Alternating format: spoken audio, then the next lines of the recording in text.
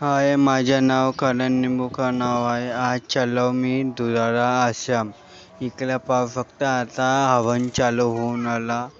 इकडे आलो, चांगला पद्धतशीर हा पाव फक्त बघा. इकडे हवन सुरू झाला. बाई घरू घरू पाहून आली. पाव फक्त आणि हे भाऊ नको आणि पुढे साखर करायला झालेले म्हणे पाव फक्त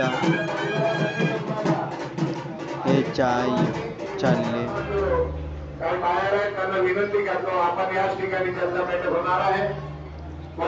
आता बघा फटाफट चालू. आणि हा काळा काळे नको.